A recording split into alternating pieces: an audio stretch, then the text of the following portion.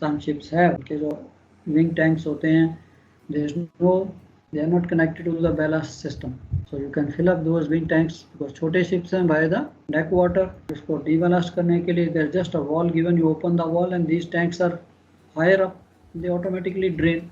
काफ़ी बार ये भी मिस्टेक हो जाती है कि वॉल खोल तो दिया कि ठीक है टैंक ड्रेन हो रहा है, आस्ते डीबलास्टिंग हो रही है, मे बी आधे घंटे 1 घंटे में हो जाएगा, उसके बाद हम वॉल बंद करना भूल जाते हैं and the ship starts getting loaded. जैसे जैसे नीचे शिप सबमर्ज्ड होता जाएगा एंड देन वो वॉल तक आया तो पानी वापस अंदर आना शुरू हो जाएगा.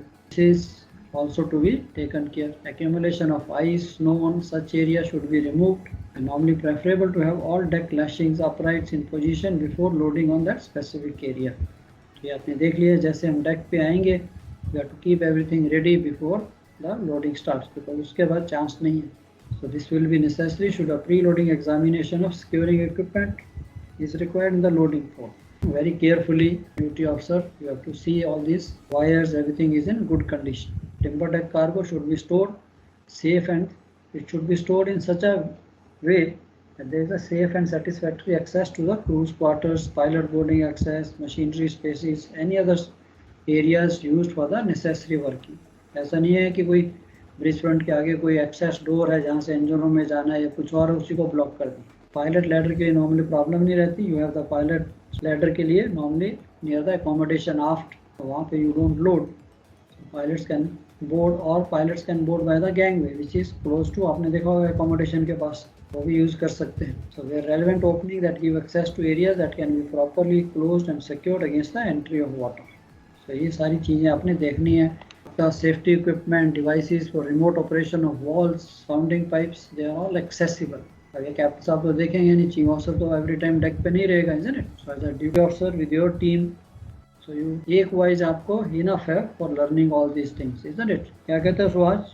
No, one voice is enough or not? Sir, one voice is enough. Yeah, you come to know all the things. शुरू में तो यस अजीब लगता है बट फिर एक वाइज के बाद आप एक्सपर्ट बन जाते हो कि हाँ यार क्या क्या देखना है, कहीं गलती भी हुई हो. Anyway, crew is trained, so people know. Only thing is we have to keep our eyes and ears open. Now अब तो आप कैडेट नहीं, अब तो आप थर्ड ऑफिसर बन के जाओगे तो you got to be, थोड़ी सी अपनी इज्जत का भी सवाल है, isn't it? हाँ यार मेरे को भी आना चाहिए and there is nothing difficult. कभी ऐसा सोचना भी नहीं है. यू हैव द बुक्स, कुछ नहीं है. You have the chief officer is there, captain is there, उनसे पूछ सकते हो आप कि सर मेरे को ये डाउट है.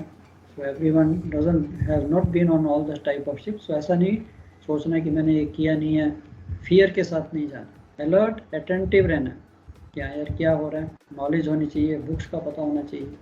Again, it is compact and will not interfere in any way with the navigation and necessary working of the ship. And during loading, timber cargo should be free of any accumulation of ice or snow, because this you may be wondering, sometimes ships load in Canada and all that, in winters also, even in summer वहाँ पे तो बर्फ रहती. So इन चीज़ों का आपको ख्याल करना है. Upon completion of loading, before sailing, thorough inspection of the ship should be carried out. Things to be taken कि कोई डैमेज तो नहीं हुई. Loading these huge ट्रीज, कहीं ना कहीं साउंडिंग पाइप कुछ ना कुछ टूट भी सकता है. इसका best way is the inspection.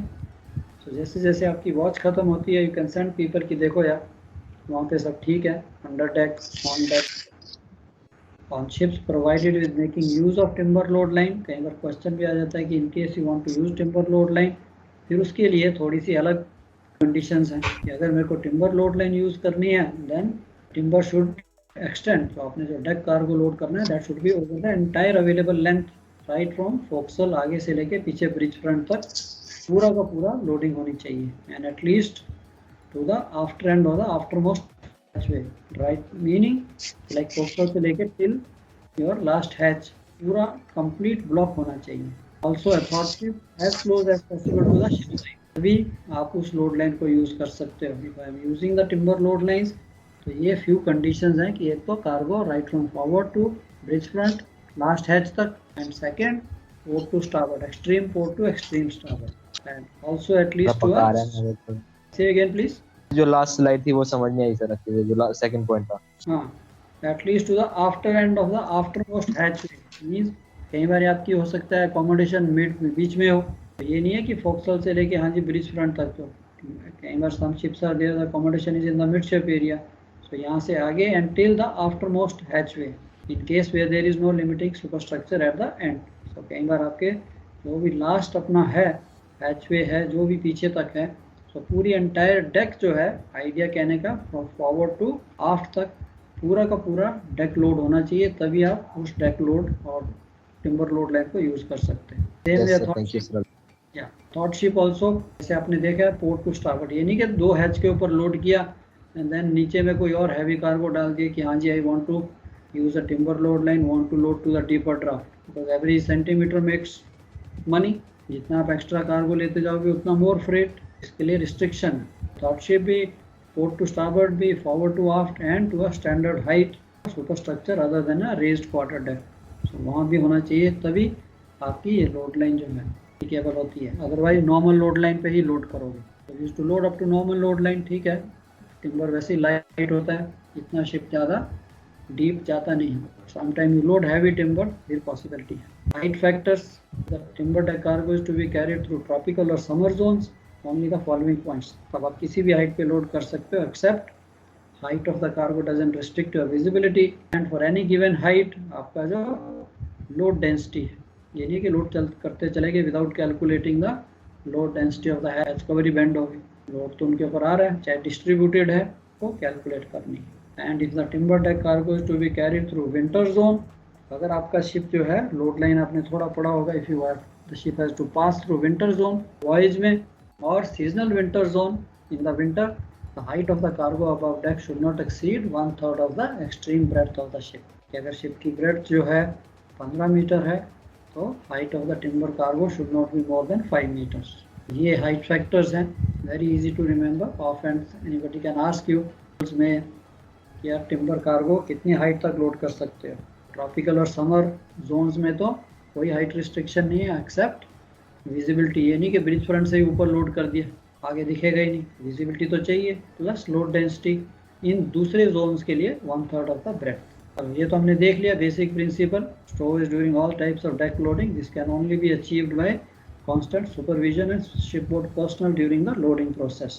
It's little tough job, back breaking job continuously, ठीक है। हम वॉचेस करते हैं और फिर भी during the watch you got to supervise, check the lashings, see everything is okay. And अब आ क्या सिक्योरिंग। सिक्योरिंग आपके लिए एक वेरी कॉमन क्वेश्चन है। लोडिंग के लिए तो आप लिख सकते हो कि these are the points I will keep it in mind while loading on deck, and securing के लिए अब आप जिन्होंने किया नहीं है, so I try to show you the images, उससे थोड़ा आपको आइडिया आ जाएगा कि securing, but what the code says, उसका timber code है वो क्या कहता है। so ये this is from the timber code कि every lashing should pass over the timber deck cargo and be shackled to the eye plates for the intended purpose and efficiently attached to the deck stringer plate। जो deck का आपकी जो main deck है वहाँ पे जो eyes हैं वहाँ से आपकी वायर चलती है जिसे हम फुट वायर कहते हैं।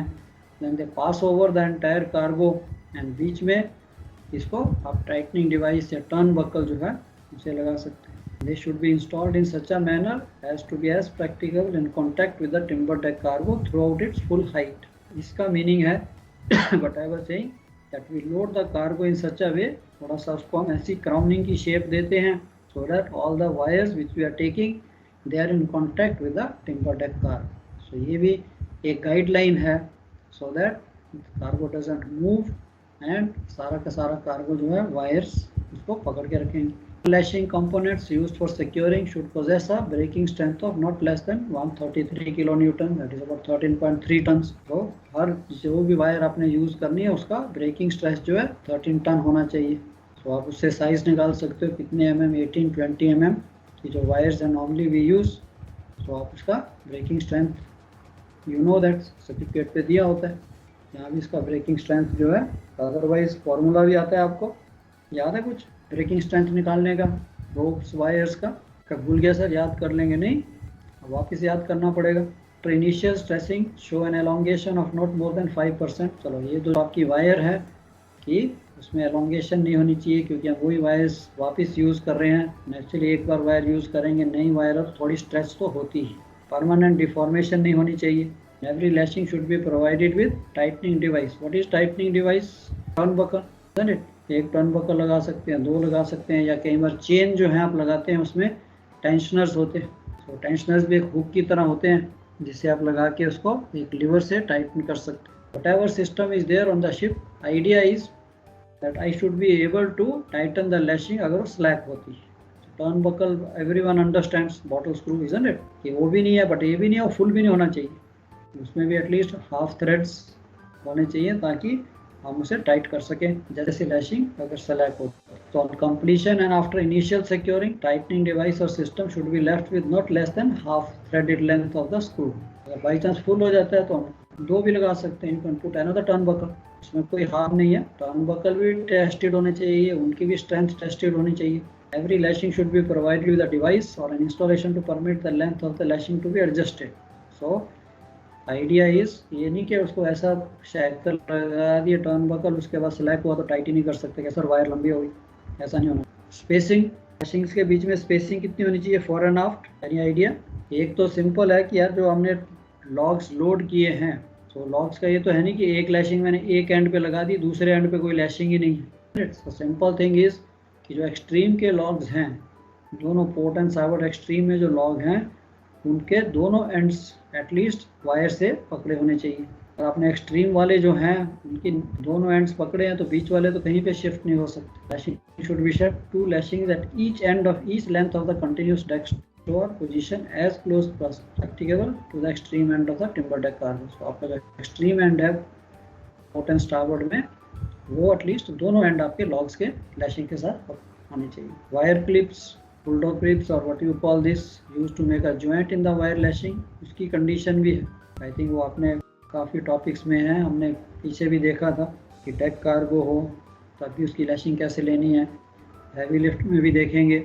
ये जो लैशिंग है, जो बुलडॉग क्लिप्स हैं, दिस इज़ वेरी इंपॉर्टेंट कि एक तो it is according to the dia of the wire कि 4 लगाने हैं, 3 लगाने हैं, and they should be 15 centimetre apart. But उससे इम्पॉर्टेंट आपकी उसको जो आपने कैसे रखना है। तो ये आपके टर्न बकल्स हैं, ये आपके बुलडॉग ग्रिप्स हैं। सो इसको जो लगाना है, there is a right way and there is a wrong way, it should be always put like this. ये आपका छोटा, this is called the dead end, और ये आपका रनिंग एंड रहता। अगर आपने आई बनानी है तो ये बुलडॉग क्लिप है, इट शुड बी, ये जो आपका यू बोल्ट साइड है, it should be on the dead and. So dead and कौन सा है, जो छोटा वाला एंड, ये आपका लंबी वाली wire. So this is called the running end, you bolt should be on the running end. ये दोनों तरीके गलत है बाकी। सो आजकल lot of time in the port anybody comes and checks the lashing, you can make out कि how intelligent the officers are, उनको lashing का ही नहीं पता। इससे अगर वे से लोगे तो ये आई है कभी खुल नहीं सकता। This is again calculated and tested. So this is what is saying the saddle portion. So आपका सैडल क्या होता है, एक तो यू बोल्ट होता है, this is called the you bolt side of the bulldog grip, and this is called the saddle portion. It should be on the live end, running end. Saddle portion of the clip should be applied on the live load segment and U-bolt to the dead or shortened end segment.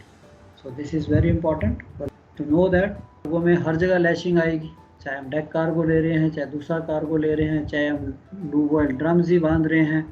तो यहाँ से आपकी knowledge जो है, even crew they are also watching कि आपको knowledge है कि नहीं है, आपको पता है।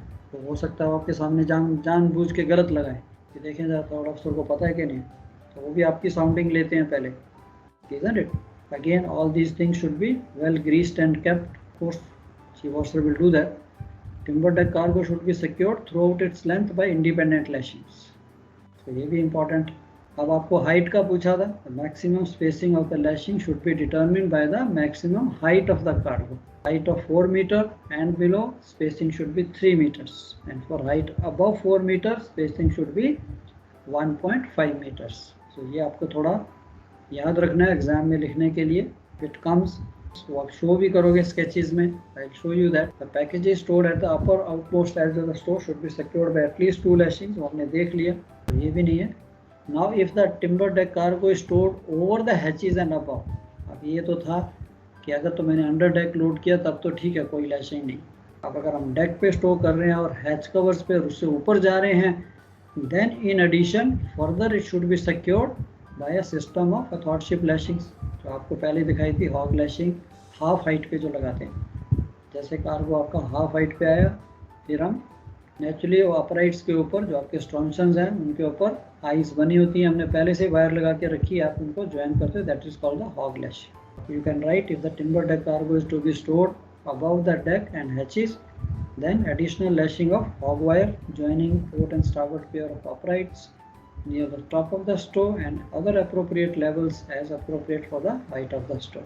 दूसरा hog wire तो लगा दी हाफ में फुट वायर्स भी आ रही हैं, चेन्स भी आ रही हैं, and a lashing system to tighten the stow where wire dual continuous wire what we call a wiggle wire is passed from side to side over the cargo and held continuously through a series of snatch blocks।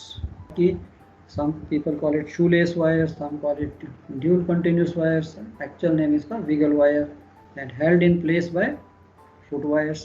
तो आपने snatch blocks वगैरह लगाए हैं वो तो foot wire ने पकड़े, उन snatch blocks के बीच में से ये वायर जो है आपके shoelace की तरह लगती जाएगी। This is normally your what you call the hog wire। Normally we put only one half height पे, but अगर कार्गो ज़्यादा हाइट पे है then you can put two also just to join these uprights, ताकि जब इस upright पे cargo का लोड आएगा so it is shared by these uprights when she is rolling। so इस upright पे जो लोड आएगा तो इस वायर के थ्रू ये वाले upright भी शेयर कर लेंगे। so that is the whole idea of this hog lashing। ऐसे भी आप शो कर सकते हो। so ये sketches की प्लीज़ प्रैक्टिस कीजिए। used over intermediate tiers may be set hand tight as the weight of the upper tiers will further tighten them। this is called the foot wire। यहाँ पे आपने main deck पे लगा दी, फिर बीच में turn buckle और उसी तरह से उस तरफ से भी वायर आएगी, दोनों को चाहे वायर लगाएं चाहे हम चेन लगाएं। Chain and wire lashing secure to substantial pad eyes on the deck stringer or other strong points। Wire lashing may be looped over the uppermost tier। turn buckles are fitted in each lashing। अब यहाँ पे आपने अगर ऐसा sketch बनाते हो, you are showing spacing भी आपने दिखा दी 1.5 और 3। if the height of the cargo is less than 4 meters then 3 meter, height of the cargo is more than 4 meters then ये जो लैशिंग का डिस्टेंस है रिड्यूस हो जाएगा 1.5 मीटर। ये आपकी सिक्योरिंग लैशिंग जो है, जस्ट टू अंडरस्टैंड इस स्केच में आपको सब कुछ दिख रहा है। स्ट्रॉन्शन या अपराइट, ये foot wire, snatch block, head eyes, additional chain lashing, these are the additional chain lashing with the bottle screw and then ये हाफ हाइट पे हॉग लैशिंग, ये कार्गो के नीचे से दूसरे उस पे जाती है। ये आपका स्नैच ब्लॉक और ये आपकी विगल वायर। सर ये diagram don't waste time, this is difficult, 3 dimensional नहीं है। So at least this type of diagram, ये वाला या ये वाला आप आराम से बना सकते। सो दिस इज ऑल्सो, ये भी सिंपल है। तो you can show this what is hog lashing, what is foot wire, what is chains and what is wiggle wire के लिए another simple one is there, ये वाला। So this you can show, this is how the wiggle wire or this dual continuous wire basically runs। ये दो and आप कहीं fast कर देते हो, लास्ट के जो एंड है यहाँ पे भी आई है, आप इसको क्रेन से टाइट कर सकते हैं। One and goes like this and दूसरा है क्रिस क्रॉस। और जब इन दोनों को मैं टाइट करूँगा तो पूरी की पूरी लैशिंग जो है टाइट हो जाएगी। Cargo can not go anywhere. Strength तो आपने पहले ही कैलकुलेट कर ली। So this is how, if you look at from top your lashings will look like this। इस पे चलने के लिए this is how your cargo looks। so you can walk over this। otherwise personal protection के लिए अगर exam में आपको पूछा जाता है कि हाँ भी आप जाओगे कैसे, how the crew will go for the personal protection, so sir we can make a walkway here on top। walkway banana not difficult। स्ट्रॉन्शंस होते हैं आपके, आप इनको स्ट्रॉन्शंस को लगा के उसमें मैन ड्रॉप डाल सकते हो। यहाँ पे चाहे आप फ्लैट डनेज भी इसके ऊपर लगा सकते हैं। अदरवाइज ड्रॉप जो है वो जरूरी है, because normally if the weather is bad nobody is going to go on top of the cargo, otherwise there is enough place, but some time these logs are slippery. काफ़ी बार people sprain their ankles. सही देखो यहाँ पे भी space रहती है, you can go down जिस क्रेन से उतर के साउंडिंग लेनी है, कुछ भी लेनी है। Sounding pipes, air pipes are, ventilators are all kept clear. This is how your basically ship looks like when you are fully loaded. So safety के लिए in case that you don't slip, so we used to use those spike type of shoes, over shoes जिसे कहते हैं। क्या कहते हैं सुभाष, आपके पास थे शिप पे those spikes और studded boots, what we call? Yes sir, we had spikes। shoes के ऊपर we could wear। shoes के ऊपर पहन लेते हैं या so पीछे से लैडर के ऊपर चढ़ के, because these एक तो ये लॉग्स हैं राउंड होते हैं, पानी पड़ेगा तो स्लिपरी हो जाते हैं।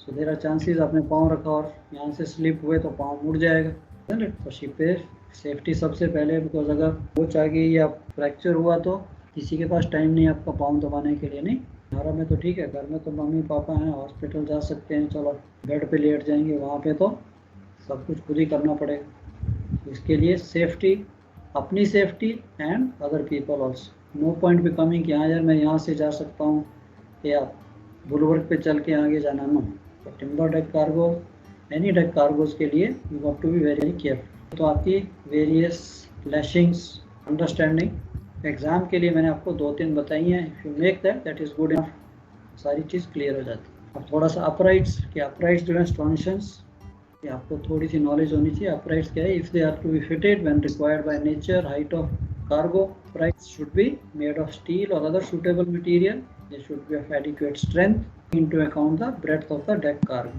Should be spaced at an interval not exceeding 3 meter. तो ये तो शिप जब बनता है उसी वक्त ये सारी चीज़ें जो है एज पर द कोड जितने रूल रेगुलेशन है कंप्लाई हो जाते हैं। But of and if somebody ask you कि हाँ भी अपराइट कितने डिस्टेंस पे होते हैं या कितने डिस्टेंस पे होने चाहिए, no, they are to be fixed to the deck by angles, metal sockets or equally sufficient means. यानी कि वो खुद ही हिलते रहे तो कार्गो को क्या सिक्योर करेगा। And of course there are sockets, locking pins are there जिससे वो, but you got to be careful, very careful. This is a dangerous operation. इसको क्रेन से उठाना या लेटाना जो है काफ़ी टफ होता है। Testing, examination, certification, of course chief officers take care of all the lashing material which they receive और विच दे रिक्विजिशन, कि भाई वो सारा का सारा जो है टेस्टेड होना चाहिए, सर्टिफिकेट्स उसके होने चाहिए। कहीं पे भी किसी पोर्ट में भी इंस्पेक्शन हो सकती है, people can come and ask you, and then chief officer should be able to show her lashing material का। आइडिया इज ये नहीं कि फालतू लैशिंग मटेरियल ले दिया और रास्ते में लैशिंग टूट गई। That is the idea, that it should be a good tested material चीज to be use. Visual inspection, यहाँ पे तो कहते हैं 12 months, तो अगर I prefer before every loading के बाद जब डिस्चार्जिंग पोर्ट पे आओगे तब ये सारी वायर्स खोल के वी कीप इट दम इन द स्टोर। तो वापस हमने ये यूज़ करनी है। इसके लिए when you are using it और you join the new ship, there is a lashing, they are taken out. तो इसमें आप ही नहीं है, bosun also, they are also intelligent people, they also know कि वायर को इतना उन्हें भी आता है कि यार वायर ख़राब है, ठीक है, उसको कंडम करना है। So you have lot of wires, lot of extra स्टिलिंग्स बना के रखते हैं हम स्टोर में, ताकि in case of any emergency कुछ लैशिंग वायर टूटती है तो ये नहीं कि उस वक्त बनाने को जाएंगे। Otherwise sometime we ask for readymade also. आजकल तो मशीन से आइस बनाते हैं, sometime you have the crippling machine also on the ship. तो वन शिप आई हैड जिस पे हम खुद ही हाइड्रोलिकली क्लैंपिंग जो थी क्लैंप्स के साथ बना सकते हैं। But again now is they don't give because you can not certify that. So ये सारी जो स्लिंग्स हैं, आइज हैं, टेस्टेड होनी चाहिए। स्लिंग्स भी टेस्टेड होती है, उनका भी सर्टिफिकेट आता है। सो किनारा से मंगाते। Visual examination of all securing points. अब वायर्स वगैरह तो आपने चेक कर ली, तो normally before loading all the securing points, चाहे वो अपराइट्स पे हैं, चाहे आई प्लेट्स जो है नीचे मेन डेक पे हैं, तो have a look, let chief officer know कि सर ये आई जो है बैडली कोरोडेड, तो no point tightening the lashing. की आई पतली सी रह गई है कोरोजन से, आई बाहर आ जाएगी।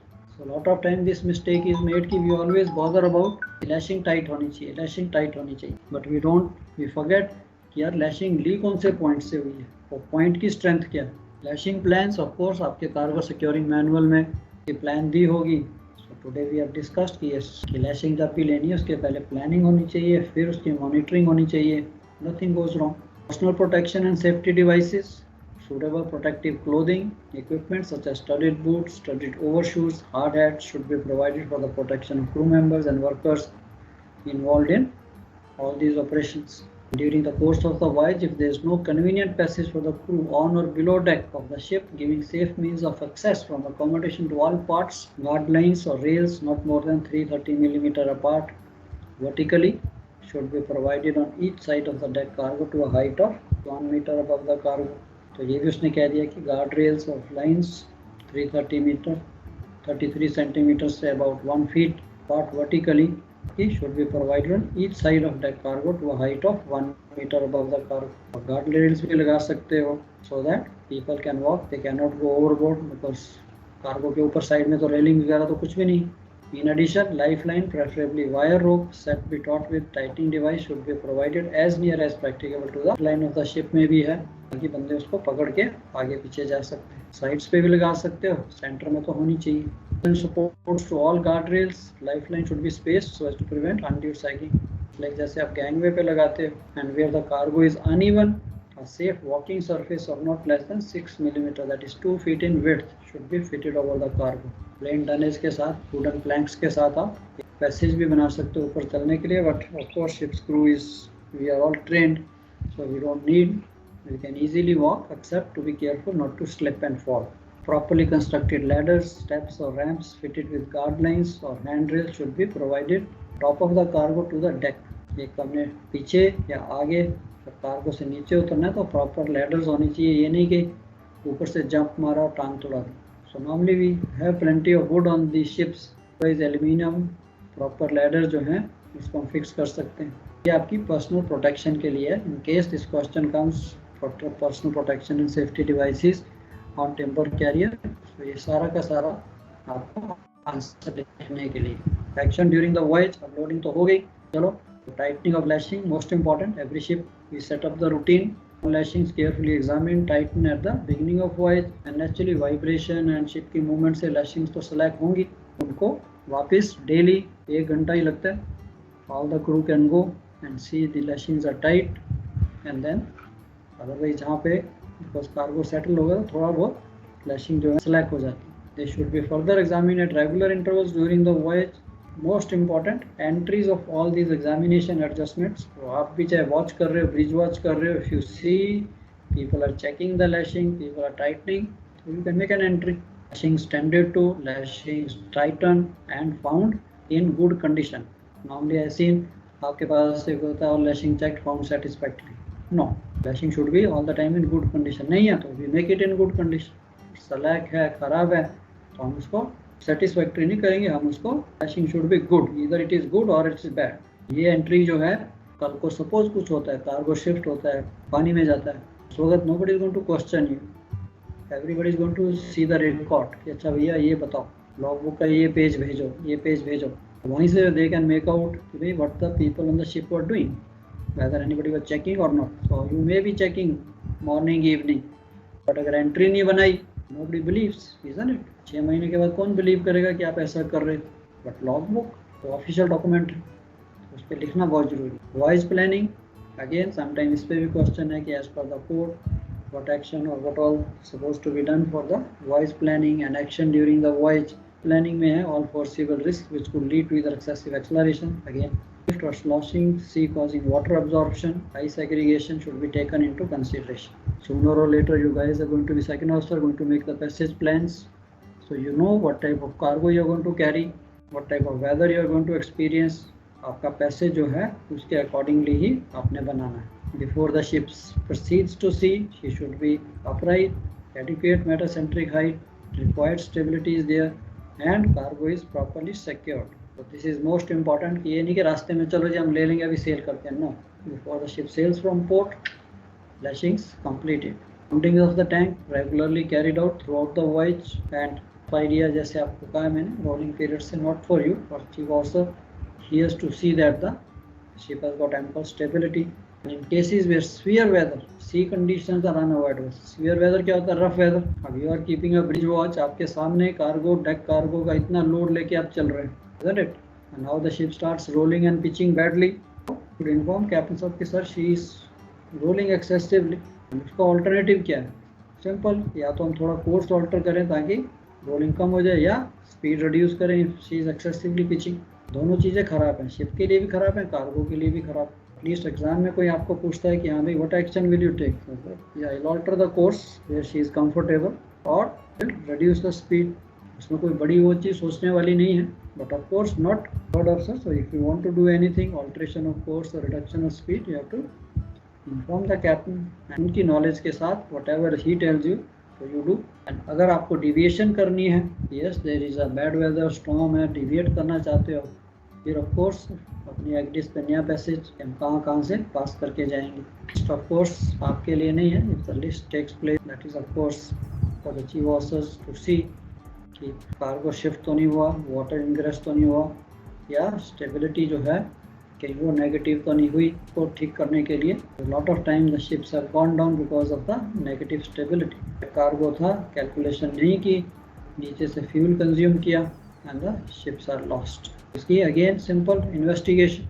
सो नॉर्मली आप फुल लोड पे हो, जैसे जैसे फ्यूल कंज्यूम करते हो, by want to improve the stability हम बैलास्ट लेना शुरू कर सकते। जितना फ्यूल कंज्यूम हुआ उतना बैलास्ट ले सकते, isn't it? So that you remain. ऐसे वेट्स नीचे ऐड करोगे तो आपकी स्टेबिलिटी बेटर हो जाएगी। So it is again of course not for you but just for knowledge sake. Idea ये है कि अगर आप वॉच पे भी हो and if you see so you have to be alert. ये नहीं कि चल पड़े and ship is taking list. So many times I have seen nobody bothers कि रात को शिप 2-3 डिग्री लिस्ट पे चल रहा है and nobody is interested to even see. जीओसर आएगा फिर he will see. Can be इधर यार ड्यू टू द फ्यूल से भी हो सकता है, फ्यूल कंजम्पशन एक तरफ से तभी लिस्ट हो सकती है और तो कोई रीज़न नहीं है एट सी। बट अगर फ्यूल भी इवन है and then list takes place, naturally cause of concern isn't it? Jettisoning of cargo of course के सिलेबस में नहीं है। जेटिशनिंग सबसे डेंजरस चीज़ है कि यस अगर आपको करना है तो हमें शिप्स को विसिनिटी जो में शिप है उनको इन्फॉर्म करना है। और अगर एक्सीडेंटली भी कार्गो आपका लॉस्ट होता है, हो सकता है लैशिंग टूटती है, बाई चांस कार्गो पानी में जाए, responsibility is of course master will do that.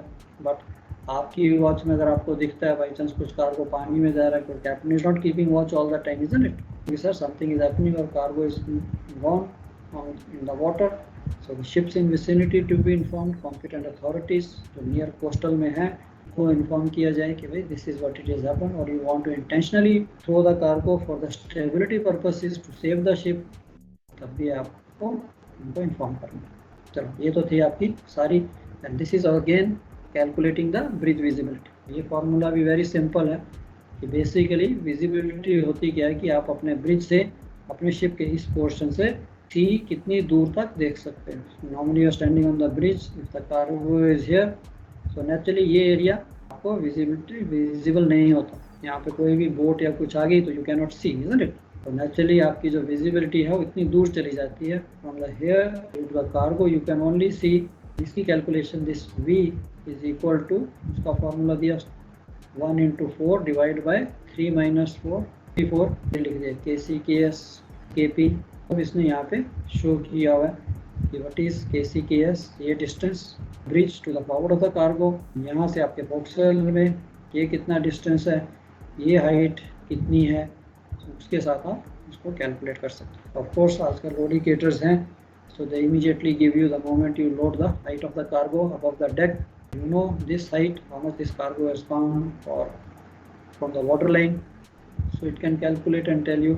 like container ships, of course वहाँ पे container ships पे तो उसको हाइट पता होती है, तो यहाँ पे आप कार्गो लोड कर रहे हो तो हो सकता है you may have to see the height, ये कितनी हाइट है डेक से या वाटर लाइन से आपके कार्गो की कितनी हाइट है। so even if you know from deck, you know the freeboard, so no need to go down, so you can sitting in the office you can calculate। चलो ये तो था आपका टिम्बर का। Any question so far from anybody? ठीक है, all clear to everyone? क्या कहते हो? कुछ आवाज नहीं आ रही है? I hope all of you are there और not? Yes, sir. Yes, sir. Yes. हर पेपर में क्वेश्चन रहता ही है, तो इसको थोड़ा सा पढ़ना शुरू कीजिए। टिम्बर कार्गो क्या है, प्रिकॉशंस एंड प्रैक्टिस। जी यहाँ पर नदी यूज कर रहा हूँ। क्या हुआ बच्चे? सॉरी सर, बाहर से कोई आ गया, डिस्टर्ब हो रहा है, सॉरी सर। या तो मैंने कहा इसको मैं नोट्स भेज दूंगा आपको, ये तो ये भी है सर, नोट्स भेज दीजिए। या ठीक है, जो भी है बुक से नोट से जहाँ से आपको अच्छा लगता है, इजी लगता है, आपने अपने नोट्स बनाने हैं, सो उसको लिखिए, समझिए। देन दिस क्वेश्चन 25 मार्क्स का कि what is timber deck cargo, how the timber deck cargo is to be, what all precautions and how it is secured, that's all. So securing में आपने स्केच बना लिया, 50% मार्क्स तो वहीं पे हो जाते हैं। एंड थोड़ा सा आपने स्केच बनाया तो you can write also that all the lashing should pass over the cargo, कैसे कैसे हमने सिक्योर करना है उससे पहले। I make sure the cargo is little bit crowned, you can write in your own language, no need कि आपने यही रिप्रोड्यूस करना है, as long as the meaning is same. And then half height I will put the hog wires joining port and starboard uprights, and then on completion all these foot wires chains to be joined with a tensioning device, and then a dual continuous wire to be rigged to the snatch blocks which are attached to the footway, isn't it? So ऐसा थोड़ा सा अपनी language भी बनाइए, sketches को भी practice कीजिए, एक क्वेश्चन आराम से हो गया। ओरल्स में जाते हैं, कोई पूछता है कि हाँ भाई आपने किया sir timber truck cargo, sir carry तो नहीं किया बट मैंने बुक से पढ़ा है, यहाँ से पढ़ा है। कॉन्फिडेंस से चाहिए कि ठीक है सर पूछिए, आपके लेवल पे दिस मच इज इनफ, इतना ही आपके लेवल से एक्सपेक्टेशन उनको रहती है कि यार कल को आप थर्ड ऑफिसर हो, ड्यूटी ऑफिसर हो, will you be able to take care, आपको इतनी नॉलेज है। ये नहीं कि किसी के सामने आप कुछ आंसर नहीं कर सकते तो कैप्टन ऑल्सो फील्स बैड कि यार मेरे ऑफिसर्स कैसे हैं। But if you reply to PSC और एनी इंस्पेक्टर ऑडिटर, तो कैप्टन को भी खुशी होती है कि yes, isn't it? So we should not put anybody in an embarrassing state. चाहे पढ़ना आपने ही है, क्रेडिट तो कैप्टन को जाएगा, कंपनी को जाएगा, यार very good officers in the company, आपका अपना भी भला है। चलो that's all we have for the day. Next इस वीक तो मेरे पास लेक्चर नहीं है, आई थिंक एक ही था। विल सी नेक्स्ट वीक क्या करते हैं, देखते हैं। आई वांट टू या हैवी लिफ्ट कर लेंगे एक तो, अगर ज़्यादा लेक्चर मिले तो I want to start with the little bit about the stowage numericals, ताकि थोड़ा इंटरेस्टिंग भी हो जाएगा। थ्योरी पढ़ के आप बोर भी हो रहे हो नहीं, नोट्स भेज देना सर आज। भेज दूंगा बच्चे, भेज दूंगा, ये भी भेज दूंगा। आई थिंक डेक कार्गो के भेजे थे मैंने आपको, भाई माई से, चलो मैं चेक कर लूँगा। डेक कार्गो हमने किया था, उसकी मैंने आपको स्केचेस दिखाई थी, तो उसके लिए भी क्या क्या प्रिकॉशन होती हैं डेक कार्गो की, ये भी भेज दूंगा आज। ओके ओके, दिन bye bye. Thank you sir.